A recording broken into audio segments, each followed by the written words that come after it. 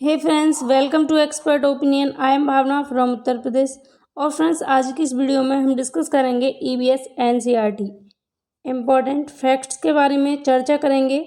और ये 5 क्लास है, इससे पहले 4th क्लास हम डिस्कस कर चुके हैं। अगर आपने नहीं देखी तो उनको ज़रूर देखें। चलिए वीडियो को स्टार्ट करेंगे। वीडियो बहुत महत्वपूर्ण है तो वीडियो को एंड तक आप ज़रूर देखेंगे। लाइक शेयर आप करेंगे ही अगर आपको पसंद आएगा। तो चैप्टर दिया है यहाँ बूंद बूंद दरिया दरिया। बूंद बूंद दरिया दरिया, इस चैप्टर से जो भी इम्पोर्टेंट फैक्ट्स होंगे जो आपके एग्जाम में आते हैं उन सभी को यहाँ पर मैं डिस्कस करने वाली हूँ। तो वीडियो को ध्यान से सुनते जाइए और समझते जाइए। घड़ीसर, घड़ीसर एक स्थान है, ठीक है। यह 9 तालाबों का एक समूह है जिसमें जैसलमेर राजा जो थे घड़सी, उन्होंने बनवाया था। घड़सी राजा थे कहाँ के? जैसलमेर के।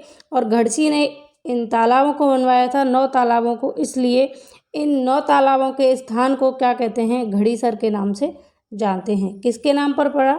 घड़सी राजा के नाम पर इनका नाम पड़ा। ये 9 तालाब आपस में जुड़े हुए हैं जिससे पानी एक तालाब से दूसरे तालाब में आसानी से चला जाता है। होता क्या है कि जैसे कि 9 तालाब हैं, इस तरीके से जुड़े हुए हैं, ऐसे तरीके से जुड़े हुए हैं। जैसे ये तालाब है एक, अब इसी से जुड़ा हुआ दूसरा तालाब है, ठीक है। इसी से जुड़ा हुआ कौन सा तालाब है? दूसरा तालाब है, ये बना हुआ है। फिर इस तालाब से जुड़ा हुआ एक तीसरा तालाब है, इस तरीके से। फिर इसी तालाब से जुड़ा हुआ ये चौथा तालाब है यहाँ तक, तो इसका पानी इसमें चला जाएगा। फिर 5वां, इस तरीके से 9 तालाब बने हुए हैं। कितने तालाब? 9 तालाब। और वो तालाब 9 भी आपस में ऐसे जुड़े हुए हैं कि एक तालाब का पानी दूसरे तालाब में आसानी से चला जाता है। याद रखिएगा कितने तालाब हैं? 9। क्वेश्चन पूछा जाता है सीटेट में यहाँ से कि घड़ीसर कितने तालाबों का एक स्थान है, तो याद रखेंगे 9 तालाबों का, ठीक है। और किस राजा ने ये बनवाया था? तो जैसलमेर के राजा घड़सी ने ये बनवाया था, इसलिए इसका नाम क्या है? घड़ीसर पड़ गया, ठीक।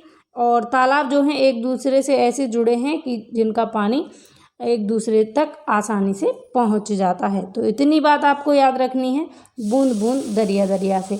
अब हम बात करेंगे झालावाड़। झालावाड़ कहाँ पर है? राजस्थान में है। कहाँ है? राजस्थान में। ये मैप में राजस्थान का मैप है और यहाँ पर ये जो स्थान है ये कौन सा स्थान है? झालावाड़ है। तो पूछा जाता है झालावाड़ कहाँ पर है, तो याद रखिएगा झालावाड़ राजस्थान में है, ठीक है।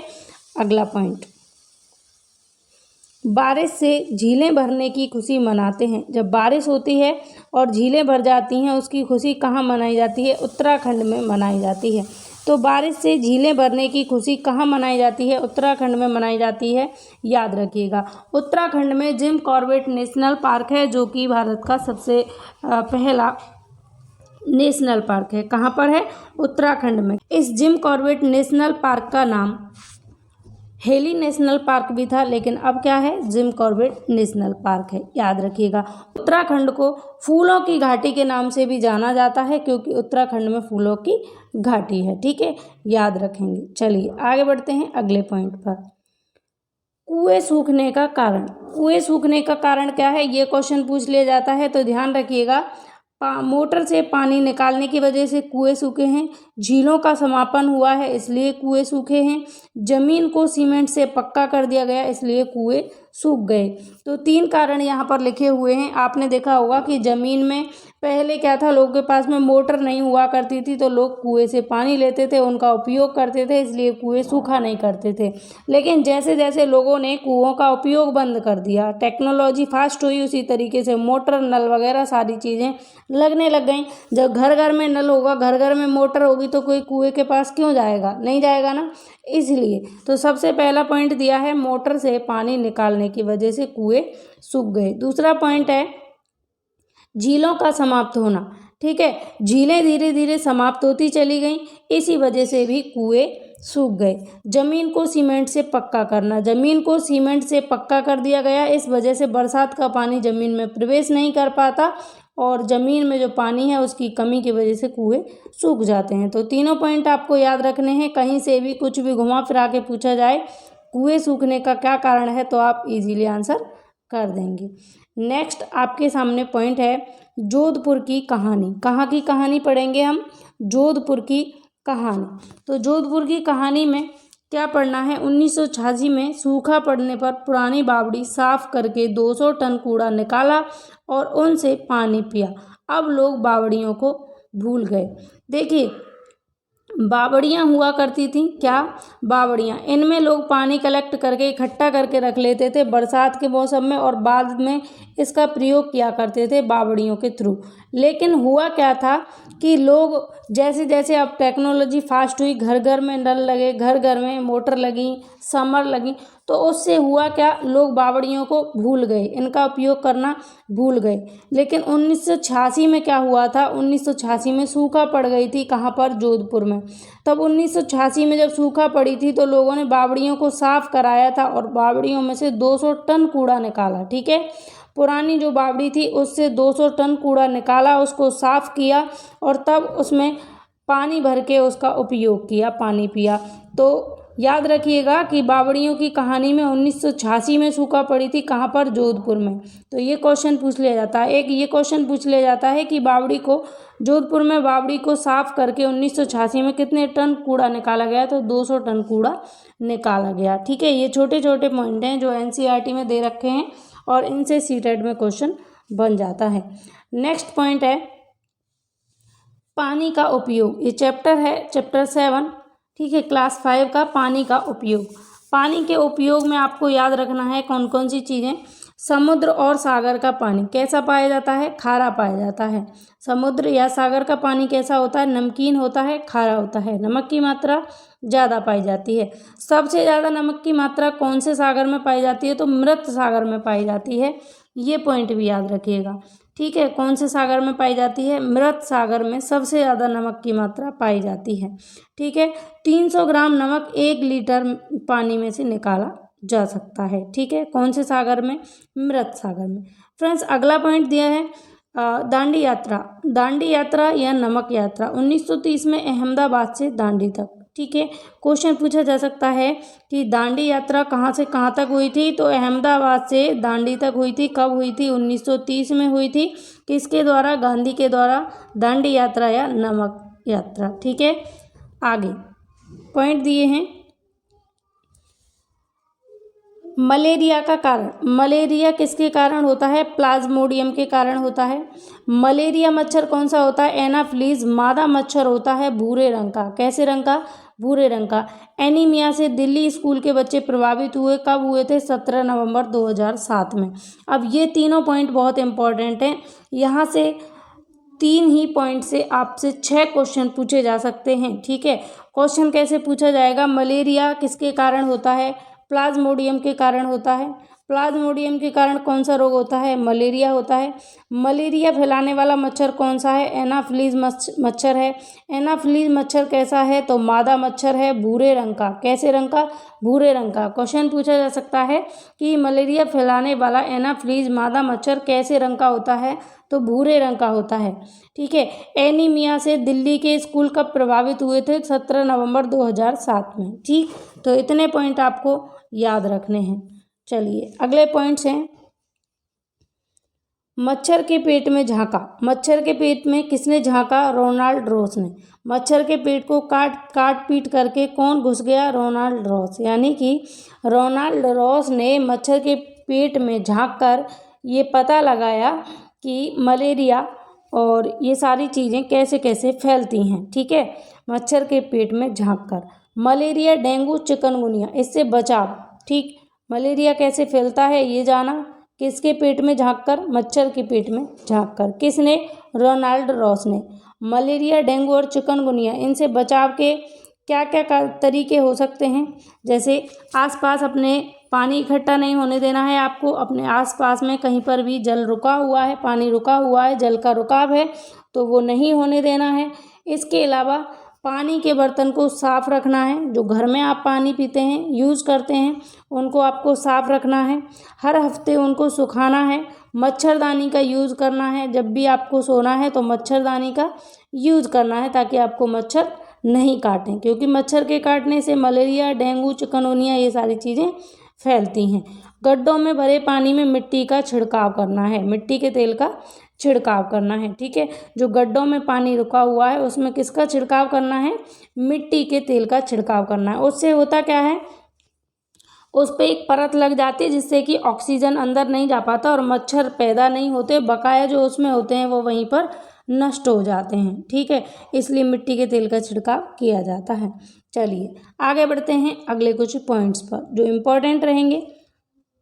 माउंट एवरेस्ट पर चढ़ने वाली पहली भारतीय महिला कौन है, बछेंद्री पाल, विश्व में 5वीं पहली भारतीय महिला बछेंद्री पाल हैं। विश्व में पूछी जाए तो 5वें नंबर पर आती हैं। ठीक है, भारत की पूछी जाएंगी बछेंद्री पाल हैं। कहाँ पर चढ़ने वाली, एवरेस्ट पर चढ़ने वाली, माउंट एवरेस्ट पर चढ़ने वाली। कितनी उम्र में चढ़ी थी, तो 12 वर्ष की उम्र में 4000 मीटर चढ़ गई थी। कौन, बछेंद्री पाल। बछेंद्री पाल हैं नकुरी गांव से। कहाँ से, नकुरी गांव से। कब चुनी गई थी, 1984 में। अब देखिए ये बहुत इंपॉर्टेंट है, नकुरी गांव। ये क्वेश्चन कई बार पूछा गया है कि बछेंद्री पाल कहाँ की निवासी हैं, नकुरी गांव की हैं। तो ऑप्शन में अलग अलग तरीके के ऑप्शन दिए जाएंगे, आपको याद रखना है बछेंद्री पाल कहाँ की निवासी हैं, नकुरी गांव की ये निवासी हैं, पूछा गया है। ठीक है ये क्वेश्चन। और ये कब चुनी गई थी माउंट एवरेस्ट पर चढ़ने के लिए, 1984 में। ठीक है, विश्व की 5वीं महिला हैं और भारत की प्रथम महिला हैं जो माउंट एवरेस्ट पर चढ़ी थी। आगे कुछ इंपॉर्टेंट पॉइंट्स हैं उनके बारे में हम चर्चा कर लेते हैं। फतेह कब हासिल की इन्होंने, 23 मई 1984। 23 मई 1984 में माउंट एवरेस्ट पर फतेह हासिल की थी और 1:07 पर ये माउंट एवरेस्ट पर चढ़ गई थी। माउंट एवरेस्ट की ऊंचाई कितनी है, तो 8900 मीटर है। नेपाल में माउंट एवरेस्ट का नाम क्या है, सागरमाथा के नाम से जाना जाता है। अपने देश में माउंट एवरेस्ट के नाम से पुकारते हैं, लेकिन नेपाल में क्या बोलते हैं, सागरमाथा बोलते हैं। कितने समय तक एवरेस्ट पर रही थी, तो 43 मिनट तक ये एवरेस्ट पर रही थी। 43 मिनट, लगभग पौने घंटे तक ये एवरेस्ट पर रुकी थी। कौन, बछेंद्री पाल। ठीक है, 1:07 पर पहुंची थी 23 मई 1984 में। एवरेस्ट की ऊंचाई 8900 मीटर है। नेपाल में एवरेस्ट को सागरमाथा के नाम से जानते हैं। चलिए कुछ इंपॉर्टेंट पॉइंट्स चैप्टर नंबर 11 से जो एग्जाम्स में पूछे जाते हैं वही पॉइंट्स मैं आपके लिए लेकर आई हूँ। सुनीता अंतरिक्ष में। अब इस चैप्टर से जो भी महत्वपूर्ण पॉइंट बनते हैं उनके बारे में हम चर्चा करेंगे। अंतरिक्ष में चीज़ें वायुयान में तैरती हैं। अंतरिक्ष में चीज़ें वायु में क्या होती हैं, तैरती हैं। चीज़ें क्या करती हैं, तैरती हैं। गुरुत्वाकर्षण शून्य होने के कारण। किस लिए तैरती हैं, वहाँ पर गुरुत्वाकर्षण नहीं है, शून्य है बिल्कुल। कहाँ, अंतरिक्ष में। इसलिए चीज़ें वायु में क्या करती हैं, तैरती रहती हैं।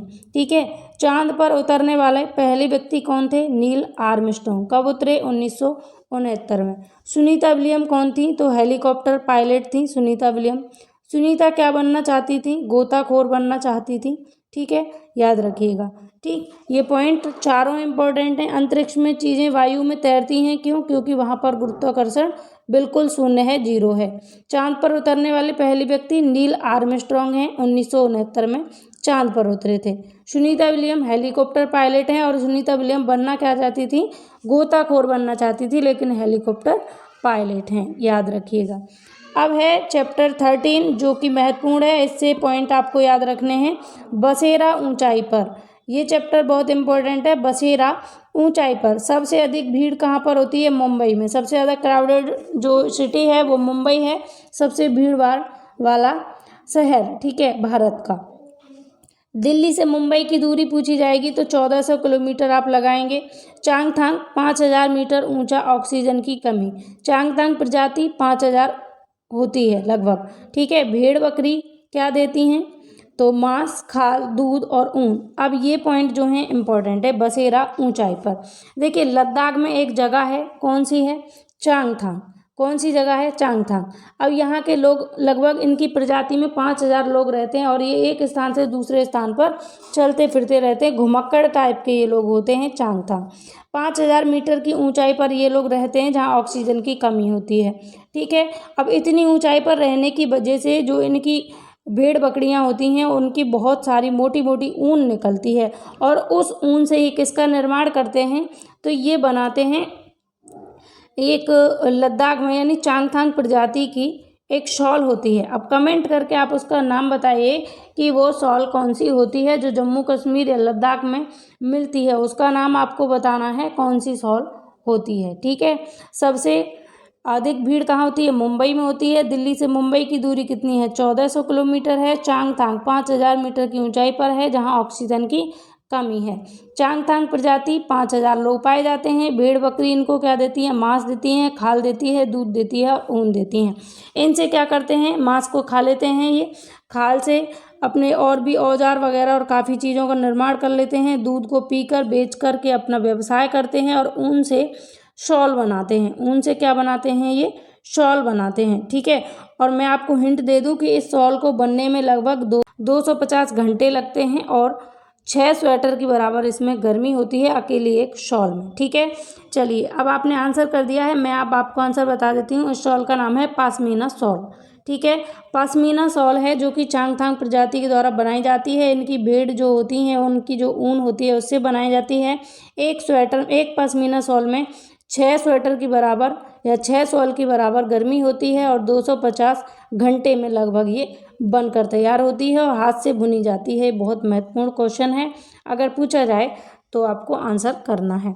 चलिए, आगे कुछ पॉइंट्स हैं, इनके बारे में हम बात कर लेते हैं। चंगपा प्रजाति है, ये जो चांगथांग पर रहती हैं 5000 किलोमीटर की ऊंचाई पर, इस प्रजाति को चंगपा प्रजाति कहते हैं। और चंगपा जो लोग होते हैं ये 2.5 घंटे में अपने सामान को घोड़ों और एक याक पर लाद लेते हैं। ये घुमंतू होते हैं, घुमक्कड़ टाइप के होते हैं। इनके तिकोने टेंट रेबो बकरियां पर निशान गिन कर रखते हैं। औरतें इनको चराती हैं। पत्थर व चट्टानों के बने घर को चंगपा कहते हैं। जो पत्थर और चट्टानों से बने जो घर होते हैं उनको चंगपा क्या कहते हैं? तो लेखा कहते हैं। तो इतने पॉइंट आपको ध्यान रखने हैं कि जो चंगपा लोग होते हैं ये लगभग 2.5 घंटे में, यानी कि 2.5 घंटे में ये लगभग अपने सामान को पैक करके और दूसरी जगह निकल जाते हैं। घुमंतू टाइप के होते हैं, इनके पास घोड़े और याक होते हैं, उन पर लाद कर ये सामान को ले जाते हैं। ठीक है। इनके जो तिकोने टेंट होते हैं उनको क्या कहते हैं? रेबो कहते हैं। चंगपा लोगों के बकरियों पर निशान लगा कर रखते हैं। क्यों? ताकि खो नहीं जाए कि कौन सी बकरी किसकी है। निशान लगा के रखते हैं और गिन कर रखते हैं। जो बकरियां होती हैं उनको चराता कौन है? तो इनकी औरतें चराती हैं चंगपा लोगों की। ठीक है। और पत्थर और चट्टानों के बने घर को ये क्या कहते हैं? लेखा कहते हैं। और जो तिकोने टेंट बनाते हैं उनको रेबो के नाम से जानते हैं। आगे बढ़ते हैं और नेक्स्ट पॉइंट्स की हम बात करते हैं। श्रीनगर के बारे में चर्चा करेंगे। डोंगा और हाउस बोट में ये रहते हैं। ठीक है। श्रीनगर के लोग कहाँ रहते हैं? डोंगा और हाउस बोट में रहते हैं। बेकरी का खाना, ठीक, जो श्रीनगर के लोग होते हैं वो बेकरी का खाना खाते हैं, घर का नहीं। तो बेकरी का खाना खाते हैं, याद रखिएगा। कहाँ के लोग? श्रीनगर के लोग। घर का नहीं खाते। कहाँ रहते हैं? डोंगा और हाउस बोट में रहते हैं। अब देखिए एक बार डोंगा और हाउस बोट को आप देख सकते हैं ये किस तरीके के ये होते हैं। ठीक है। हाउस बोट की अगर हम बात करें तो हाउस बोट श्रीनगर में आने वाले पर्यटकों को रहना इसमें बहुत पसंद आता है। ये हाउस बोट है, जो भी पर्यटक आते हैं बाहर से श्रीनगर में घूमने उनको इसमें रहना बहुत अच्छा लगता है हाउस बोट में। हाउस बोट 80 फीट लंबा और लगभग 8 से 9 फीट चौड़ा होता है। 80 फीट लंबा होगा, ये लंबाई इसकी ज़्यादा होती है और चौड़ाई 8 से 9 फीट की होती है। किसकी? हाउस बोट की। तो ये क्वेश्चन पूछा गया है कि हाउस बोट की लंबाई और चौड़ाई कितनी होती है? तो लंबाई होती है लगभग 80 फीट की और चौड़ाई होती है 8 से 9 फीट की। ठीक है। चलिए आगे बढ़ते हैं और अगले पॉइंट्स की हम बात करते हैं। नेक्स्ट पॉइंट दिया है डोंगा। डोंगा के बारे में हम बात करेंगे। डोंगा है, ये डोंगा है, फोटो में आप देख सकते हैं पिक्चर में। श्रीनगर में कई परिवार एक डोंगा में रहते हैं। कई परिवार मिलकर के एक डोंगा में रहते हैं। इन नावों को डल झील और झेलम नदी में देखा जाता है। डोंगा एक प्रकार की नाव होती है और ये नाव कहाँ देखी जा सकती है? डल झील और झेलम नदी में देखी जा सकती है, श्रीनगर में। ठीक है, याद रखिएगा। और इसमें एक अलग तरीके की ये डिज़ाइन टाइप का ऊपर छत पर इसकी पर बना होता है। ठीक, ये भी ध्यान रखिएगा। आगे बढ़ते हैं और चैप्टर 14 की हम बात करते हैं। जब धरती कांपी। जब धरती कांपी। तो क्लास वाइज चैप्टर भी चेंज हो रहे हैं, ठीक है। जो महत्वपूर्ण है उनको बस आप सुनते जाइए, देखते जाइए, और इसका टेस्ट भी मैं आपको कराऊंगी ताकि आपकी प्रैक्टिस बेहतर हो सके। कच्छ, भुज, अहमदाबाद, 26 जनवरी 2001, 26 जनवरी 2001, ठीक है। 26 जनवरी 2001 को क्या हुआ था? 26 जनवरी 2001 को सुबह 8:46 पर 7.7 इसकी तीव्रता 7.7 की तीव्रता से कच्छ भुज की धरती हिली थी, ठीक है, यानी भूकंप आया था। और एक ही पल में ये दोनों शहर मलबे में तब्दील हो गए थे।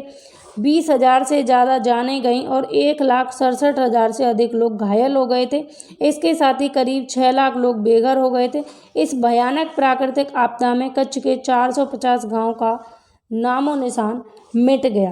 तो इतने पॉइंट आपको याद रखने। 26 जनवरी 2001 की सुबह कब आया था भूकंप? 26 जनवरी 2001 की सुबह 8:46 पर 7.7 की तीव्रता से आया था। कहाँ पर? कच्छ, भुज और अहमदाबाद में, ठीक है।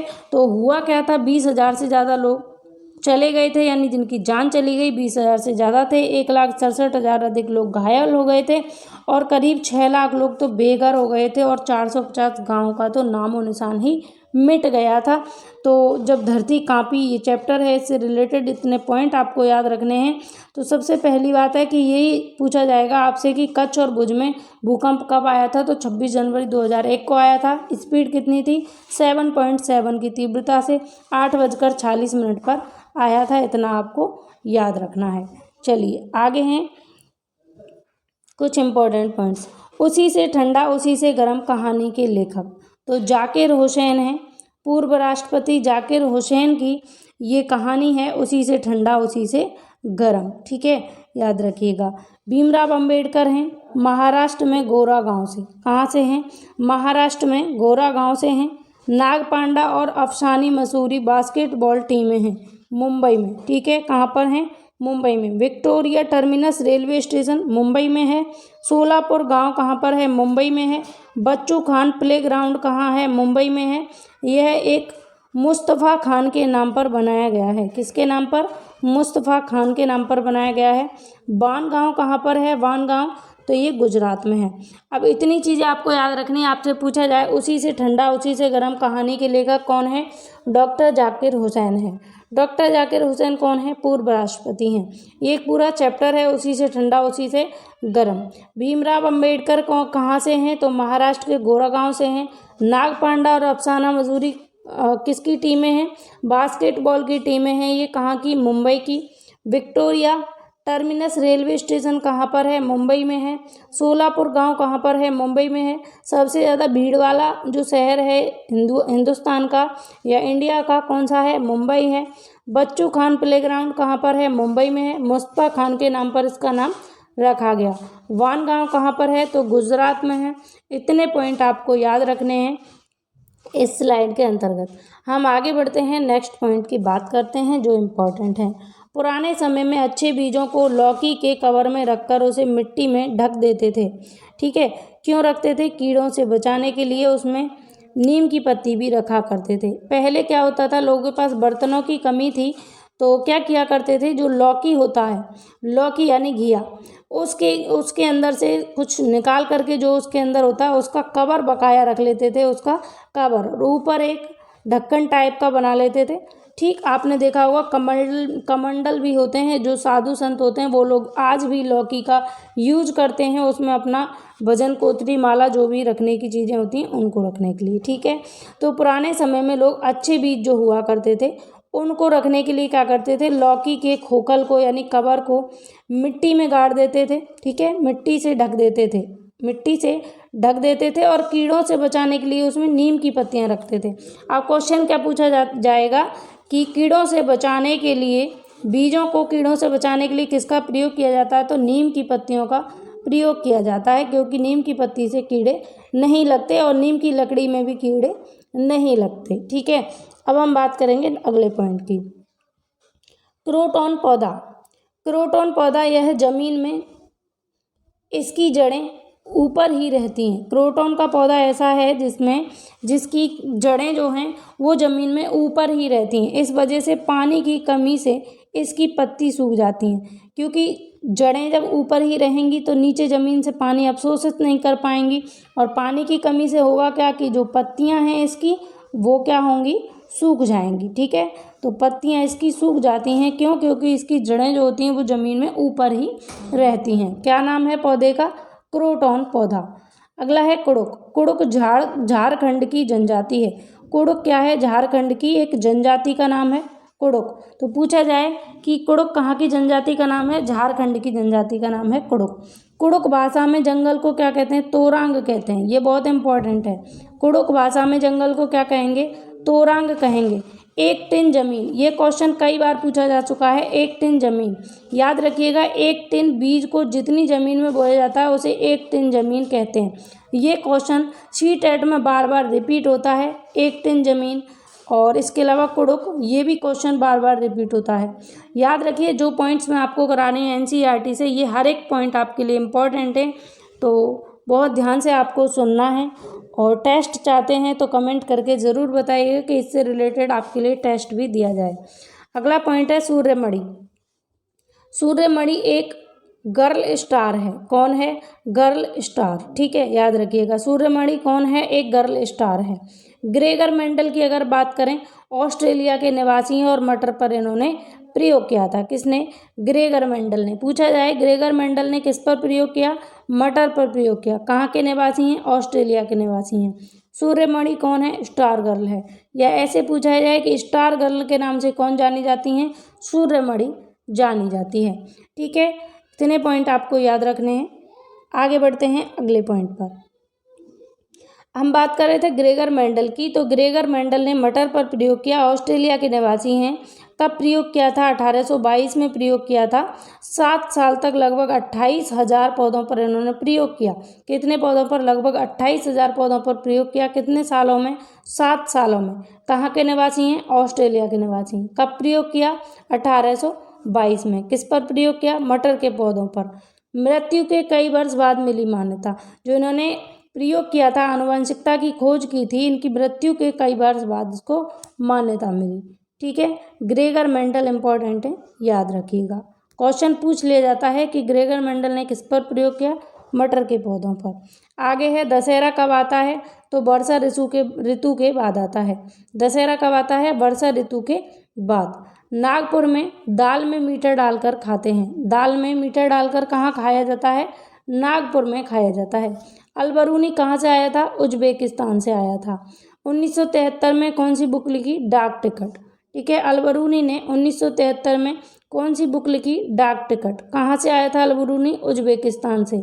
दाल में मीठा डालकर कहाँ खाते हैं? यानी उस दाल में ही मीठा डालकर उसी को दाल बाटी चूरमा बना दिया जाता है। कहाँ पर? नागपुर में। दशहरा कब मनाया जाता है? वर्षा ऋतु के बाद मनाया जाता है। याद रखेंगे इंपॉर्टेंट पॉइंट्स। सो फ्रेंड्स, आज की इस वीडियो में कुछ इंपॉर्टेंट पॉइंट्स हमने डिस्कस किए एनसीईआरटी के। अगर आपको ये पॉइंट्स पसंद आए हों, ये क्लास अच्छी लगी हो, तो वीडियो को लाइक करें और अपने फ्रेंड्स के साथ में शेयर ज़रूर करें। और चैनल को पहली बार देख रहे हैं तो चैनल को सब्सक्राइब करके नोटिफिकेशन आइकन को ऑल पर क्लिक करके रखें, ताकि आने वाली वीडियोज़ की नोटिफिकेशन आपको मिलती रहे। और इनबॉक्स में एक प्यारा सा मैसेज छोड़ेंगे। जैसी आपको क्लास लगी हो, आपके जो सुझाव हों कि नेक्स्ट क्लास आप किस चीज़ पर चाहते हैं, वो भी ज़रूर बताएं। और आप हमारे टेलीग्राम ग्रुप को ज़रूर ज्वाइन करें। मिशन सरकारी मास्टर, यहाँ पे आपके लिए टेस्ट इसका कराया जाएगा अगर आपके सुझाव होंगे। तो अपना ख्याल रखिएगा। मिलेंगे हम अगली वीडियो में। Bye bye, take care.